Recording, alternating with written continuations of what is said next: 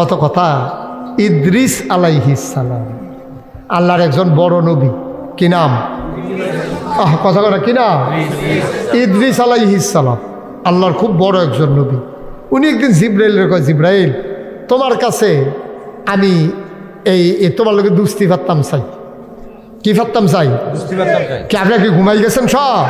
আপনি কি নতুন ওয়াজ করে বিজয় ফারা তো আওয়াজ করেন না কেন জোরে? কি ফাত্তাম চাই? কথা কেন কি ফাত্তাম চাই? এই জিব্রাইল আজরাইল তোমার লোক তোমার আমি দুস্থ বানাই। আজরাইল কয় ভাই সাহেব দুস্থ বানান আর যা বানান সময় আইলে কইলাম দেরি হইতো না।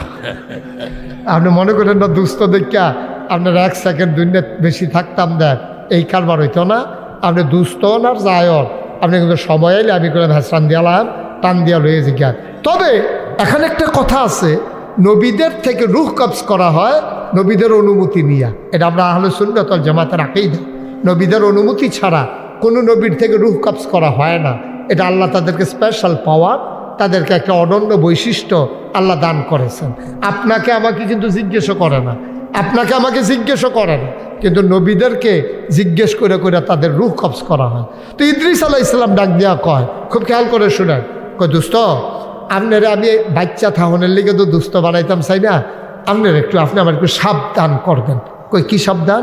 কয় মরার আগে আপনি আমার 3 মাসে 3টা ডাক দিয়া কইবেন, দুস্থ 3 মাস, আর 1 মাস গেল, দুস্থ আর 2 মাস, দুস্থ আর 1 মাস, আমি যেন সাবধান হইতে পারি। সুবহানাল্লাহ বলবেন না?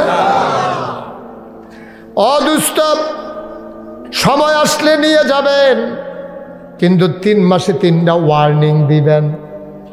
আমরা যেমন বিমানে যখন আমরা যাই বিভিন্ন জায়গায় ক্রস করার সময় ওয়ার্নিং দেওয়া হয়, বলা হয় আর মাত্র এত কিলো বাকি, আমরা কিছুক্ষণের মাঝে ল্যান্ড করব। যারা হজের নিয়ত করবেন তারা তাড়াতাড়ি ওমরা হজের নিয়ত করে ফেলেন। আমরা আমাদের কি বলে যে মিকাত পার হচ্ছি, এই ঠিকানা যেখান থেকে এহরাম এর নিয়ত করা লাগে আমরা পার হচ্ছি, এটা সাবধান করে দেয়। ডাক দেয়া কই দুস্থ আপনি আমার 3 বার ডাক দেবেন, আমি যেন মৃত্যুর আগে প্রস্তুতি নিয়ে যেন মরতে পারি। ঠিক আছে, এই শর্তে দুস্থ হওয়া গেল। দেখা গেল একদিন আজরাইল আইসা কয় দুস্থ চলেন যাই। সুবহানাল্লাহ কইতেন না? কথা কয়েন না, ওয়াজ করবে না, করলে করেন না, অসুবিধা কি? আমি একলা করণ রাখবো এমন কোনো কথা আছে নাকি? কথা কথা বলো করো তো উঠতে গেছে আমি কিতা করতাম। আবার বয়স্ক মানুষ উঠতে গিয়া বইছে তো তোর সমস্যা কিতা? তুই হাবার লগে ফুলিয়ে ফানা করিস কিন্তু তুই রাজার লগে হাজার দৈরার লগে এই দি কই ইনকাম ট্যাক্স কই 3 কম 100 কই হেবাটা কই তুই?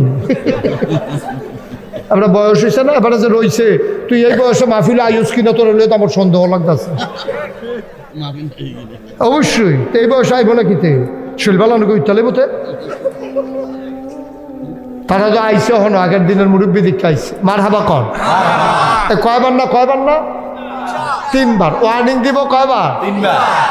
ওমা কোনো ওয়ার্নিং টর্নিং কিছু না, চলবা একদিন আইয়া সেটা কই দুস্থ লন চলেন না, কোনো ওয়ার্নিং নাই, কোনো ডাকসাপ নাই, কয় চলেন আপনার সময় হয়ে গেছে। ইদ্রিস আলাইহিস সালাম চমকায় উঠছে, তিনি থমকে উঠলেন। তিনি ডাক দেওয়া কয় অদুস্থ এই জন্য আপনার লাগে দুস্থি পাচ্ছিলাম, কথা না হইল 3 মাসে 3 বার ডাক দেবেন, আপনি কোনো ওয়ার্নিং দিলেন না, সতর্ক করলেন না, হঠাৎ করে বলেন চলেন যাই। বুঝলাম না কারবারটা।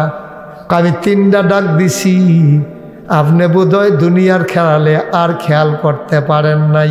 নবীরে কয় ইদ্রিস নবীরে আমি 3 বার ডাক দিছি, আপনি বোধহয় খেয়াল করেন নাই, ডাক শুনেন নাই। কয় বলেন কি আপনি ডাক দেবেন? আমি শুনবো না। কয় কবে ডাক দিছিলেন?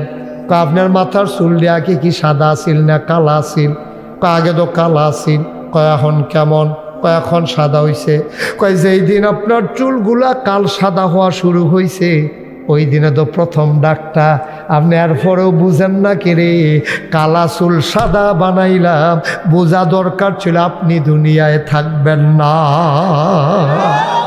এটা আমার প্রথম ডাক। এটা ছিল আমার প্রথম ডাক।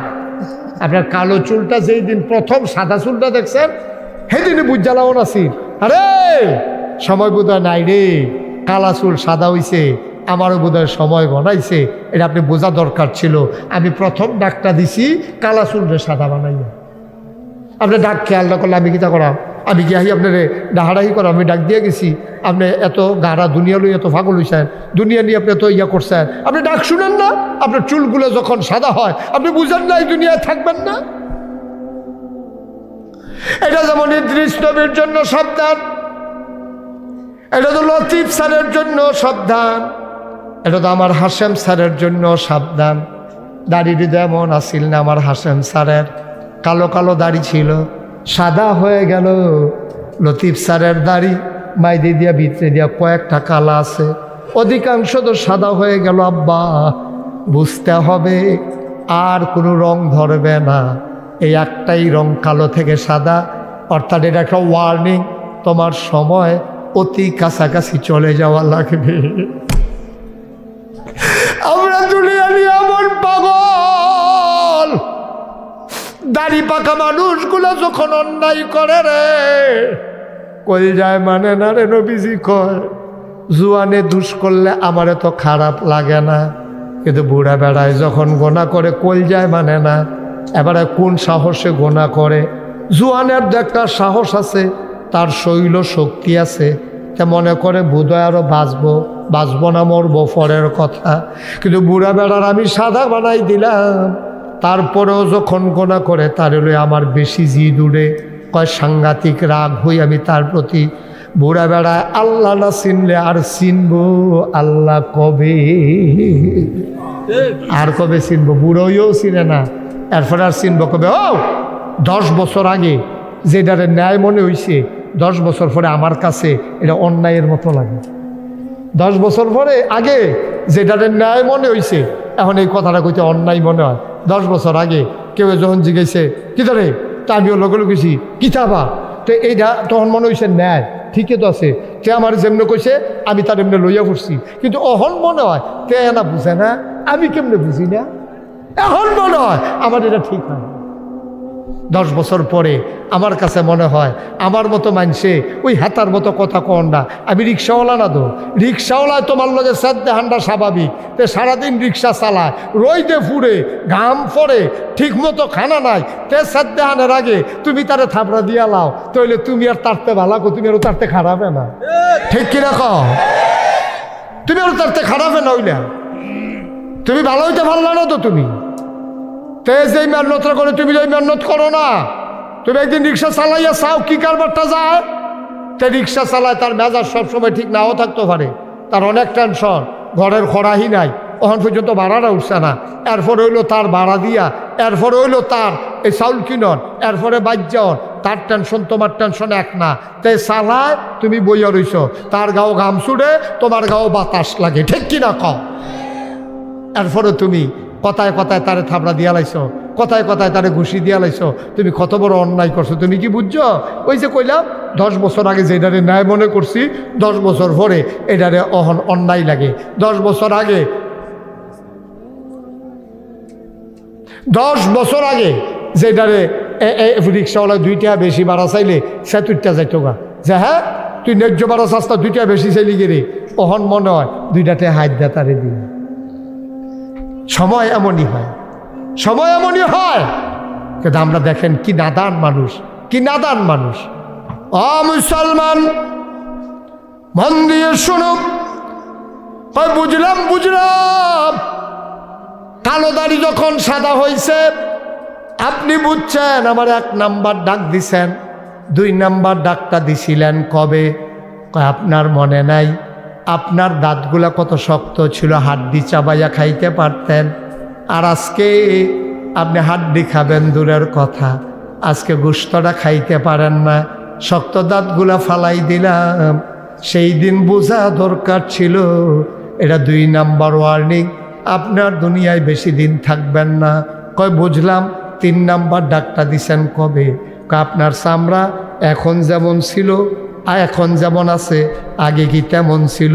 কয় না ভাই, আগে তো টান টান চামড়া ছিল, আগে গোসল অজু করলে গাল বেয়ে বেয়ে পানিগুলা পড়ে যেত, এখন ভাজে ভাজে পানি আটকে যায়।